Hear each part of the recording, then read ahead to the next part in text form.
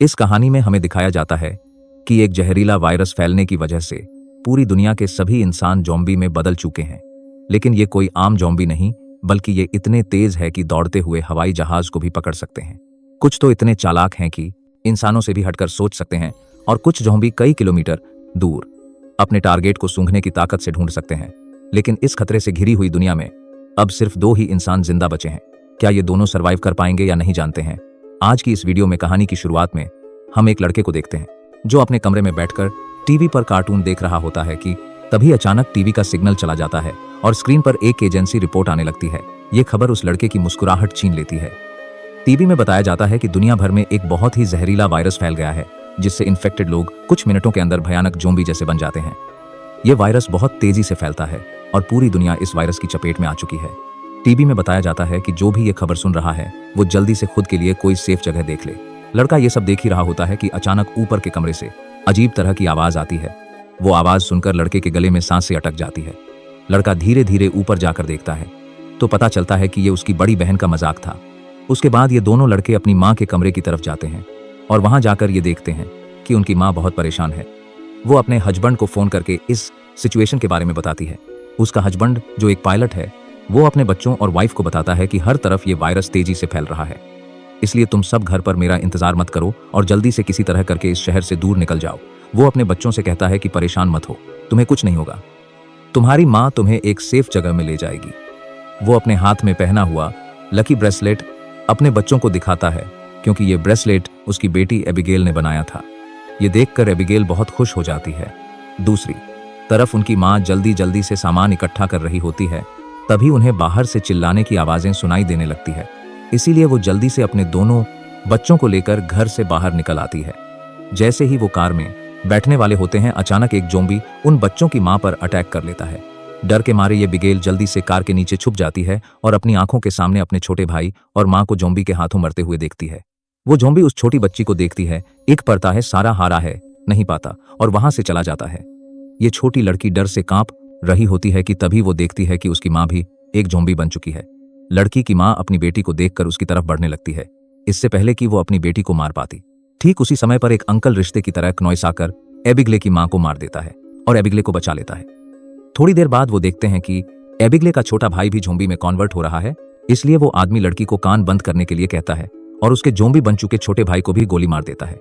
अब इसके बाद 10 साल के बाद का सीन दिखाया जाता है और हम देखते हैं कि ज़ॉम्बी वायरस की वजह से इंसानी सभ्यता पूरी तरह से बर्बाद हो चुकी है। कभी रोशनी से चमकने वाले शहर अब वीरान हो चुके हैं और अब तक सारे इंसान या तो मर चुके हैं या फिर ज़ॉम्बी बनकर इधर उधर भटक रहे हैं और सिर्फ 2 ही लोग जिंदा बचे हैं। वो छोटी लड़की जिसे अंकल ने बचाया था, अब वो बड़ी हो चुकी है। उस दिन से लेकर अब तक एबिगले अंकल जैक की नजरों में पली बढ़ी और जैक ने उसे ट्रेन करके ज़ॉम्बी से लड़ना सिखा दिया है। उस दिन अगर उसकी लाइफ में जैक नहीं आता तो एबिगले अब तक मर चुकी होती, इसलिए एबिगले जैक को अपना पिता मानती है। इतने सालों तक जंगल में अकेले रहने के बाद एबिगले को बहुत ही लोनेली महसूस हो रहा है।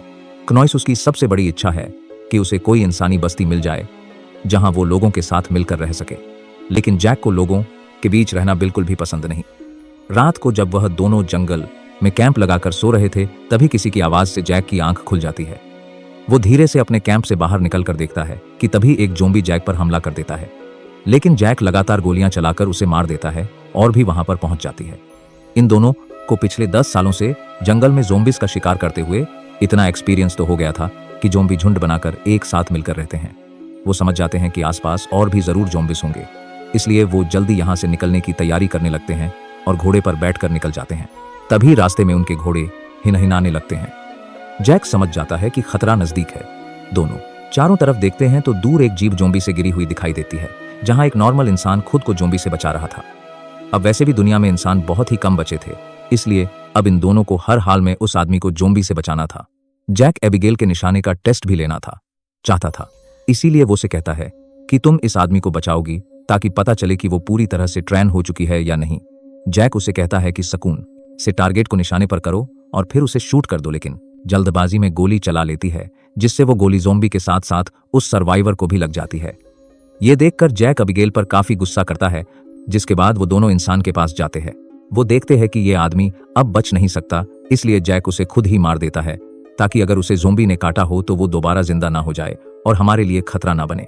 उसके बाद वो दोनों उस मरे हुए आदमी की कार से जरूरत की सारी चीजें ले जैक मरे हुए आदमी के जूते ले लेता है और जैसे ही वह उन जूतों को पहनता है तभी वहां मरे हुए आदमी के और साथी भी आ जाते हैं और बहुत सारे हथियारबंद लोग उन्हें घेर लेते हैं। एक बंदा जब मरे हुए इंसान के जूतों को जैक के पैरों में देखता है तो उन्हें शक होने लगता है कि उन्होंने सामान लूटने के लिए उनके साथ ही को मारा है। जब ये लोग जैसे ही इन दोनों को मारने लगते हैं तभी एक प्रेग्नेंट लेडी कार से उतरती है और अपने साथियों से इन दोनों को छोड़ने के लिए कहती है। तभी काला घोड़ा फिर से इन्हें वार्निंग देता है और अगले ही पल दूर जंगल से तेज आवाजें आने लगती है। बहुत सारे ज़ोंबी तूफान की तरह चारों तरफ से उनकी ओर बढ़ने लगते हैं। वो लोग इतने तेज रफ्तार से आते हैं कि उन्हें भागने का मौका नहीं मिलता, इसलिए हथियार निकालकर वही मुकाबला करते हैं। यहाँ सबके पास हथियार तो थे मगर ज़ोंबी की तादाद काफी ज्यादा थी, इसलिए वो एक एक करके ग्रुप के बहुत से लोगों को काट लेते हैं। बचे हुए लोगों के पास छुपने की कोई जगह नहीं होती और जल्द ही यह बहुत ही कम लोग बच जाते हैं। एक मजबूत आदमी बदकिस्मती से ज़ोंबी के काटने का शिकार हो जाता है, इसलिए वह खुद को गोली मारना चाहता है, लेकिन उसके बंदूक में गोलियां खत्म हो जाती है। अब उन्हें पता चल चुका था कि वो उनसे लड़ नहीं पाएंगे, इसलिए प्रेग्नेंट लेडी को लेकर गाड़ी में बैठाती है। गाड़ी में प्रेग्नेंट लेडी का हस्बैंड भी बैठा होता है और जैक गाड़ी स्टार्ट करके जल्दी से वहां से निकल जाते हैं। पूरे ग्रुप में अब ये सिर्फ 4 लोग ही बाकी सभी ज़ोंबीज के शिकार हो चुके थे। एक काले चेहरे वाला ज़ोंबी अपने साथियों को मरा हुआ देखकर बहुत ज्यादा गुस्सा हो जाता है। उधर ये चारों ज़ोंबीज से जान छुड़ाकर गाड़ी में सफर कर रहे होते हैं। रास्ते में जैक पीछे बैठी लेडी से पूछता है कि तुम हो कौन और यहाँ क्या कर रहे थे। पूछने पर पता चलता है कि यह बचे हुए लोग शिप टाउन नाम की जगह पर जाना चाहते थे, जहां पर सेफली इंसान रहते हैं। वहां जरूरत की तमाम फैसिलिटीज हैं और हम सब वहां जाकर एक नॉर्मल जिंदगी गुजारना चाहते थे। ये सुनकर एबिगेल बहुत खुश होती है क्योंकि यही तो वो जगह है जहां वह हमेशा से जाना चाहती थी। जिस पर जैक ने कहा कि यहाँ पर कोई भी ऐसी कॉलोनी वगैरह नहीं है। मैं पिछले 10 सालों से यहाँ वहां भटक रहा हूँ, मुझे तो कोई ऐसी कॉलोनी नहीं दिखाई दी। तभी अचानक बीच रास्ते में उनकी गाड़ी खराब हो जाती है। इस दौरान प्रेग्नेंट लेडी का हस्बैंड बाहर निकलता है जिसका नाम डेविड है। वह उनसे कहता है कि मैं एक मैकेनिक हूं और मैं इसे ठीक कर सकता हूं, लेकिन ना होने की वजह से गाड़ी ठीक नहीं हो पाती। इसीलिए यह लोग गाड़ी को यहीं पर छोड़कर पैदल सफर करने लगते हैं। कई किलोमीटर सफर करने के बाद वह लोग एक सोसाइटी में पहुंच जाते हैं। यहाँ ऊंची इमारतें अभी भी खड़ी है, लेकिन हर तरफ मौत की शांति हुई है।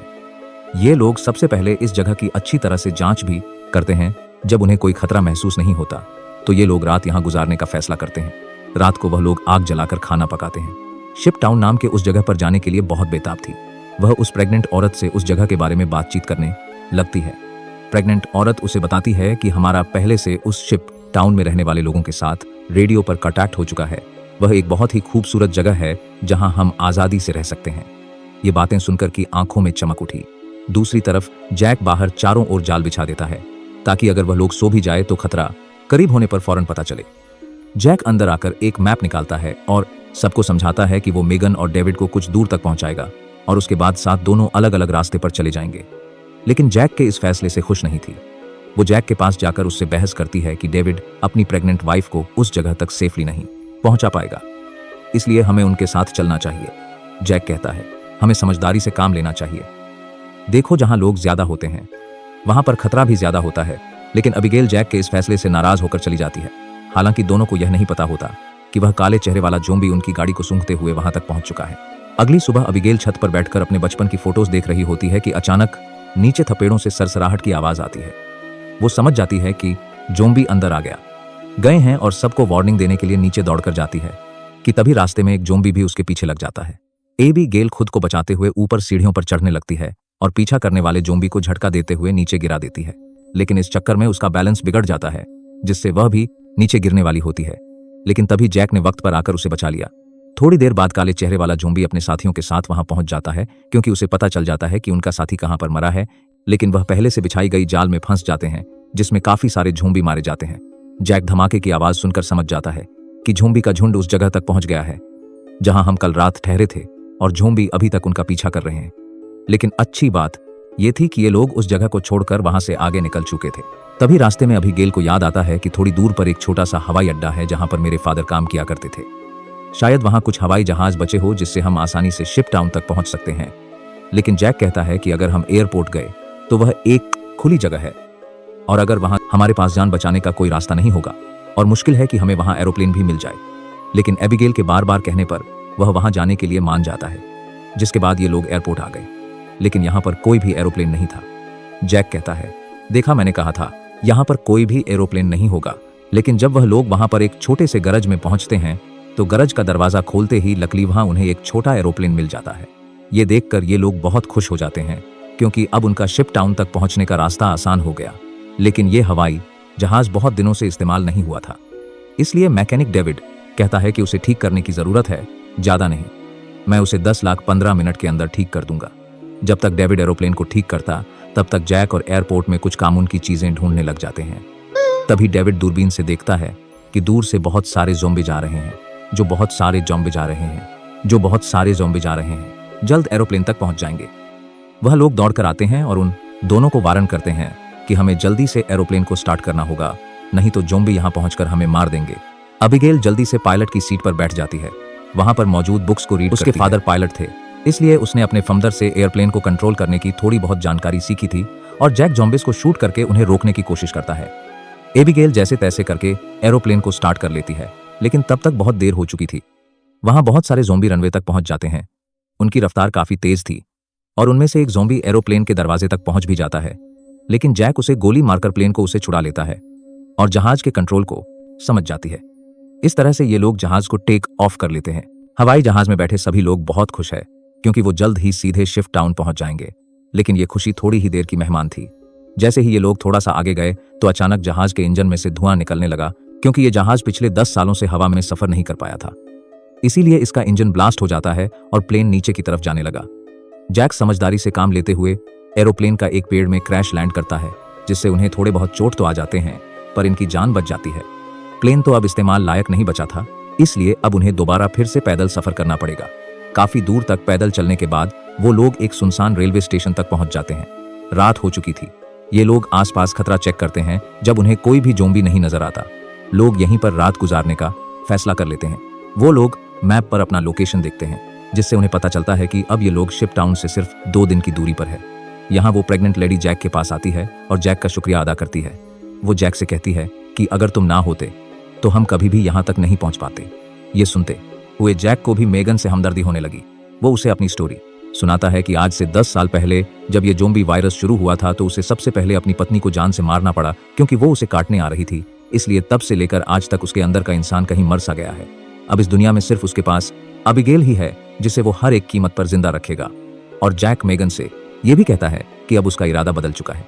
मैं अब सबसे पहले तुम्हें शिप टाउन तक पहुंचाऊंगा, जिसे सुनकर मेगन बहुत खुश हो जाती है। दूसरी तरफ हम देखते हैं कि मेगन का हस्बैंड डेविड अपने सर पर गन रखकर खुद को मारने की कोशिश करता है। दरअसल उसके पैर में एक ज़ॉम्बी ने काट लिया था, लेकिन अभी तक डेविड ज़ॉम्बी नहीं बना था क्योंकि वो घाव बहुत ही छोटी है। इसीलिए उसके ज़ॉम्बी बनने की रफ्तार काफी स्लो चल रही है। अब उसने फैसला किया कि वो अपनी पत्नी मेगन को इस शिप टाउन तक पहुंचाकर खुद को उसे दूर कर लेगा। अगली सुबह ये चारों फिर से अपना सफर जारी रखते हैं। तब रास्ते में जैक को डेविड की हरकतें कुछ अजीब लगने लगती है। जैक समझ गया कि ये इन्फेक्टेड है, इसीलिए वो उसे पकड़कर एक खाली जगह में ले जाता है जहां उसकी वाइफ और नजर नहीं आती। वो डेविड की पैंट को ऊपर करता है और उसे ज़ॉम्बी का काटा हुआ निशान नजर आ जाता है। अब जैक को यह बात कंफर्म हो चुकी थी कि डेविड जल्द ज़ॉम्बी बनने वाला है। जैक उससे कहता है कि बताओ तुम खुद से मरना पसंद करोगे क्नॉइस, या फिर मैं मारूं। डेविड कहता है मैं किसी को नुकसान नहीं पहुंचाऊंगा, और अगर ऐसी नौबत आ भी गई तो मैं खुद को ही मार दूंगा। इसीलिए वो डेविड को छोड़ देता है। चलते चलते रात हो जाती है और आगे उन्हें एक घर दिखाई देता है। जैक बंदूक तानकर आगे बढ़ने लगता है। तभी अचानक एक तेज लाइट चमकती है और उन्हें स्पीकर के जरिए से कहा जाता है कि अपनी वेपन्स नीचे रख दो, वरना गोलियों से छलनी कर दिया जाओगे। अब उन्हें पता चल जाता है कि अंदर कोई इंसान ही है। आगे बढ़ती है और कहती है कि हमारा यहाँ आने का मकसद किसी को नुकसान पहुंचाना बिल्कुल भी नहीं है, बस हमें मदद चाहिए। तभी उस घर का मालिक बाहर आता है। वो कहता है कि तुम लोगों को यहाँ ढेर सारा खाना और रात गुजारने दिया जाएगा, मगर एक शर्त पर, तुम सबको अपनी बंदूकें बाहर ही छोड़नी होंगी। जब ये लोग अपने वेपन्स बाहर छोड़ देते हैं तो वो आदमी उन्हें घर के अंदर ले जाता है।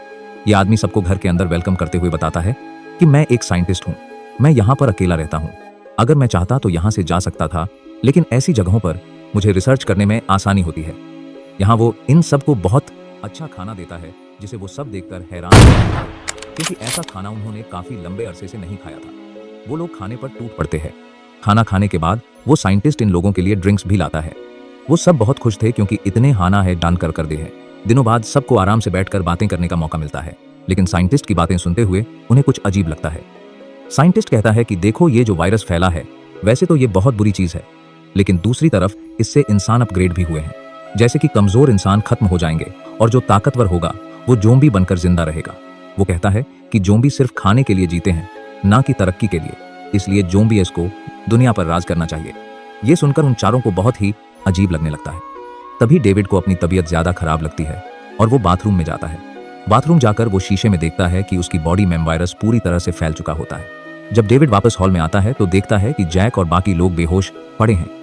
दरअसल साइंटिस्ट ने शराब में बेहोशी की दवा मिला दी थी। ये देखकर डेविड साइंटिस्ट पर हमला करने लगता है। तभी साइंटिस्ट अपने हाथ में पकड़े हुए एक डिवाइस का बटन दबा देता है।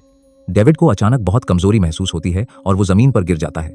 साइंटिस्ट अपने हाथ आभात हो रहा है कर राइस सीड कहता है कि इस डिवाइस को मैंने सालों की मेहनत के बाद बनाया है, जिससे मैं दुनिया के किसी भी कोने में जा सकता हूं और इस डिवाइस की मदद से जोम्बी मेरा कुछ भी नहीं बिगाड़ सकते। साइंटिस्ट ने एक ऐसा डिवाइस बना लिया था जिससे वो जोम्बियस को कंट्रोल कर सकता था, यानी कि अब वो पूरी दुनिया का राजा बनकर सबको अपने काजी कैस को साइंटिस्ट ने काजी कैस के स्पीली इशारों पर नचवाएगा। उसके बाद डेविड बेहोश हो जाता है और जब डेविड को दोबारा होश आता है तो वो देखता है कि उसे और उसके साथियों को बांध दिया गया है और अब साइंटिस्ट उन चारों पर एक्सपेरिमेंट करने वाला है। ये सब करने के बाद साइंटिस्ट कहता है कि क्या तुम लोग मेरी वाइफ से मिलना चाहोगे। उसके बाद हम साइंटिस्ट की वाइफ को देखते हैं जो कि एक जोम्बी थी और साइंटिस्ट ने उसे पिंजरे में बंद कर दिया है रखा था और वो इंसानों को पकड़कर उसे खिलाता था। ये डिवाइस भी साइंटिस्ट ने अपनी बीवी पर एक्सपेरिमेंट करके बनाई थी। साइंटिस्ट जब पिंजरे का दरवाजा खोलता है तो उसकी वाइफ सबसे पहले उसी पर अटैक करने लगती है, लेकिन साइंटिस्ट उसे कंट्रोल करके उन चारों की तरफ भेज देता है।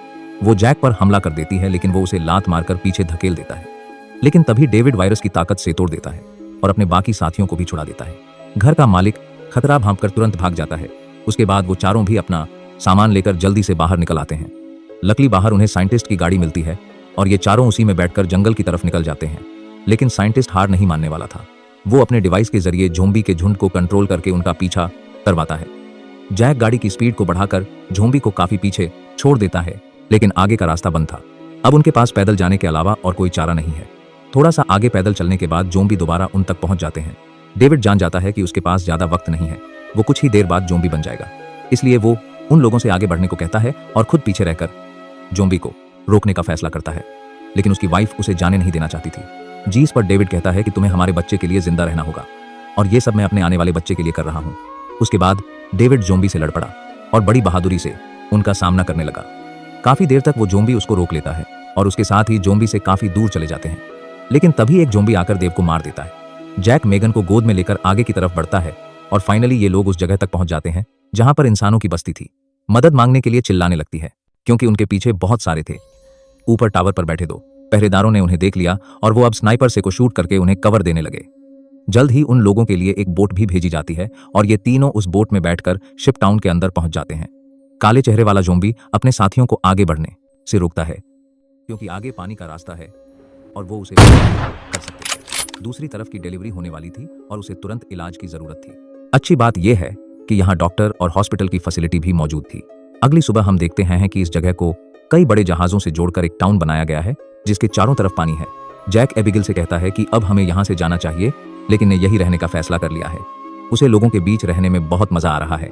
इसी बात पर दोनों में बहुत झगड़ा होता है। तभी एक डॉक्टर आती है और बताती है कि ने एक बेटी को जन्म दिया है, लेकिन खून ज्यादा बहने की वजह से वो शायद ज्यादा दिन नहीं जी पाएगी। ये सुनकर जैक का मन उदास हो जाता है। वह जल्दी से हॉस्पिटल के कमरे में जाता है। मेगन बहुत कमजोर हो चुकी है और वह अपनी बेटी को जैक के हवाले करना चाहती है और वह चाहती है कि वह भी अबिगाल की तरह बड़ी हो। जैक को अपनी मरी हुई वाइफ की याद आती है और मेगन की बेटी को अपने पास रखने के लिए तैयार हो जाता है। इधर अबिगाल एक हैंडसम लड़के के साथ एंजॉय कर रही होती है। उसने कभी सोचा भी नहीं था कि इतने सारे लोग एक साथ बैठकर शराब पी सकते हैं और खूबसूरत संगीत पर जमकर नाच गा सकते हैं। इसलिए उसका यहीं रुकने का इरादा और भी पक्का हो जाता है। थोड़ी देर बाद एबिगले उस हैंडसम लड़के को चुपके से कैबिन में जाते हुए देख लेती है। उसे देखकर वह भी अंदर चली जाती है। वहां पहुंचकर वह देखती है कि यह कैबिन पूरी तरह से तारों और बमों से भरा हुआ है। वहां एक वायरलेस स्विच भी लटका हुआ होता है। जैसे ही वह उस पार आते हैं, स्विच भी लटका हुआ होता है।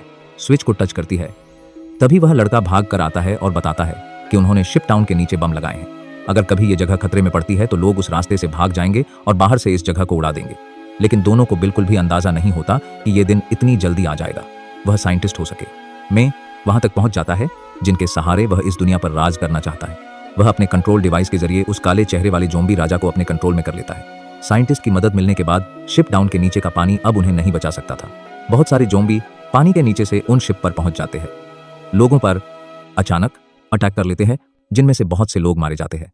लोगों के बीच हलचल मच जाती है। इधर जैक को भी इस बात का पता चल जाता है कि ज़ॉम्बीज ने अटैक कर लिया है। जैक को की चिंता होने लगती है और वह उसे ढूंढने लग जाता है। वह ज़ॉम्बीज को मारते हुए आगे बढ़ता है और आखिरकार वह को ढूंढ लेता है। दूसरी तरफ सनकी साइंटिस्ट भी शिप पर पहुंच जाता है और एबिगले को पंच मारकर नीचे गिरा देता है। ये देखकर जैक गुस्से में आकर साइंटिस्ट की तरफ दौड़ने लगता है कि तभी एक ज़ॉम्बी बीच में आकर उसे धक्का देकर नीचे टैंक में फेंक देता है और वह साइंटिस्ट भी पहुंच जाता है और जैक से बदला लेना चाहता है। वह जैक को लात मारकर गिरा देता है, लेकिन जैक को पता था कि साइंटिस्ट से लड़ना फुदुल है, इसीलिए वह साइंटिस्ट पर हमला करके उसके हाथ में लगे डिवाइस को दीवार से मारकर तोड़ देता है। अब साइंटिस्ट के पास ज़ॉम्बीज़ को कंट्रोल करने की पावर नहीं रही, जिसके बाद बूढ़ा साइंटिस्ट जल्द ही ज़ॉम्बी का शिकार बन जाता है। अच्छी बात यह थी कि इस कैंप में पहले से ही भागने का रास्ता बना हुआ था। बहुत सारे बचे हुए लोग क्नॉइस सुरंग के रास्ते नदी के दूसरे किनारे पर पहुंच जाते हैं। जब वह बम चालू करने वाले होते हैं तो वह हैंडसम लड़का बटन नहीं दबाता, क्योंकि एबिगले अभी भी शिप पर है। अब जैक और एबिगले बाहर की तरफ भागने लगते हैं, लेकिन पीछे से ज़ॉम्बी राजा एबिगले को पकड़ लेता है। तभी जैक तेजी से उस ज़ॉम्बी को लकड़ी से सिर पर मार देता है, जिससे वह पीछे गिर जाता है। अचानक एबिगले की नजर गलती से उस ज़ॉम्बी राजा के हाथ में बंधे ब्रेसलेट पर पड़ती है। ये वही ब्रेसलेट था जो उसने बचपन में अपने हाथों से अपने पिता के लिए बनाया था। वो समझ जाती है कि यह ज़ॉम्बी उसके पिता है, लेकिन अब वह इंसान नहीं बल्कि ज़ॉम्बी बन चुका था। यहाँ पर जैक उसे हाथ से पकड़कर जबरदस्ती खींचकर भागने को कहता है। वह हैंडसम लड़का दोनों को भागते हुए देखकर तुरंत वायरलेस रिमोट का बटन दबा देता है और पूरा शिप डाउन राख में बदल जाता है। हालांकि इन्हीं सबकी लड़ाई भी खत्म नहीं हुई थी। कैंप का सरदार अपनी गर्दन पकड़ कर आता है, क्योंकि लड़ाई में उसे ज़ॉम्बी ने काट लिया था। वायरस के फैलने से पहले ही काले चेहरे वाले ज़ॉम्बी ने उस पर हमला कर दिया। हैरानी की बात यह थी कि ज़ॉम्बी राजा भी धमाके में बच गया था। जैक तुरंत दौड़कर उस ज़ॉम्बी राजा से लड़ने लग जाता है, लेकिन जैक ज़ॉम्बी राजा के सामने कमजोर पड़ रहा था, इसीलिए जमीन से बंदूक उठाती है और ये जानते हुए भी सामने खड़ा ज़ॉम्बी राजा उसका, लेकिन वह उसे पालने पोसने वाले जैक को मार रहा था। इसलिए बिना सोचे समझे उस काले चेहरे वाले ज़ॉम्बी राजा को गोली मार देती है, क्योंकि अगर वह उसे गोली नहीं मारती तो वो ज़ॉम्बी राजा वहां पर मौजूद सब लोगों को मार देता। उसके बाद जैक और गले लगते हैं और अब जैक और बचे हुए लोग दूर समुद्र एक सुनसान द्वीप की तरफ देखते हैं और वहीं एक नई इंसानी बस्ती बसाने का फैसला करते हैं। इसी के साथ ये कहानी खत्म हो जाती है। आपको अच्छी लगी हो तो हमारे चैनल को सब्सक्राइब और वीडियो को लाइक जरूर कीजिएगा।